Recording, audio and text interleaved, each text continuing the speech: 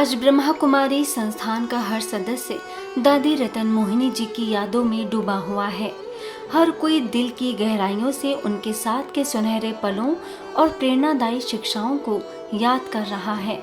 ऐसी दैवी तुल्य दादी जी के अंतिम क्षण कैसे थे, सुनते हैं दादी जी के अंग संग रही लीला दीदी से हुई इस विशेष बातचीत में।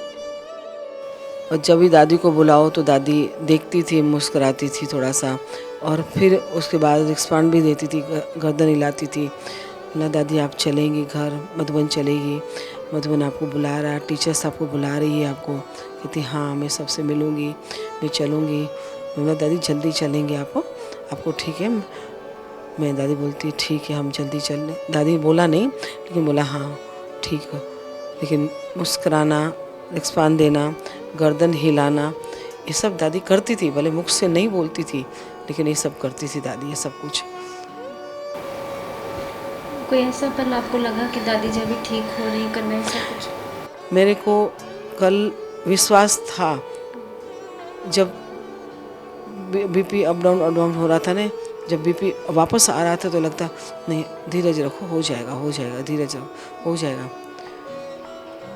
तब तक हम धीरज धरते रहे। रात 7 बजे से लेकर के 12:30 बजे तक भी अच्छा था।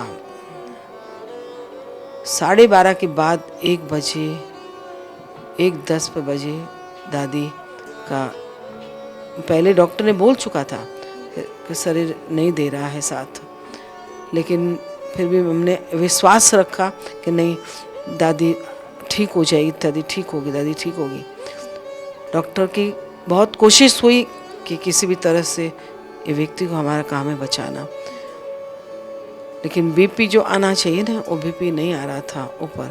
हाई डोज भी दिया, स्टेरॉइड का बॉटल भी चढ़ा रहे थे, वो भी चल रहा था। उसके अलावा भी बीपी नहीं आ रहा। अगर बीपी हो जाता हाई तो दादी 1 सेकंड में सब कुछ ठीक हो जाती है। दीदी जैसे दादी जी अभी लास्ट में कितने दिन हॉस्पिटल में थी, और वहाँ जो डॉक्टर्स थे वो जब दादी जी को दादी हॉस्पिटल में नहीं थी, दादी घर में ही थी। घर में चल रहा था इलाज, जैसा आईसीयू जैसा ही घर में बनाया था हमने, और ऐसी कोई तकलीफ नहीं थी। दादी भले 4 दिन से नहीं खा रही थी तो भी हम लिक्विड वगैरह, कभी जूस, कभी नारियल पानी, कभी कुछ ऐसा। दिन में मैं थोड़ा सा दलिया देती थी दादी को, पतला सा दलिया, वो दलिया भी लेती थी दादी। सब कुछ करती थी दादी। ऐसा नहीं कि कोई उसको पाइप डालो या कुछ करो, ऐसा नहीं था। आराम से लेती थी और उसको कोई तकलीफ़ नहीं थी, उसको कोई भी, ना उसको हार्ट अटैक आया, ना उसको कोई हार्ट में कोई तकलीफ़ थी उसको, ना उसको, सिर्फ ओनली बीपी था। बीपी का इशू की वजह से ये दादी, पहले बीपी दादी का हाई रहता था, कभी 200 रहता था, कभी वो रहता था। तो जब से दादी का किडनी का हुआ ना, एक किडनी नहीं काम करती, एक थोड़ा कम काम करती थी, उससे चलती रहती थी। तो कभी इस व्यक्ति हारी नहीं, कभी इस व्यक्ति ने मुख से नहीं बोला कि मुझे दर्द हो रहा है, ये तकलीफ़ हो रही है। हम एहसास करती थी। लोग मुझे पूछते थे आपको कैसे पता है? तो हमको इतने साल से रहते हमको एहसास होता है। लेकिन लास्ट में दादी ने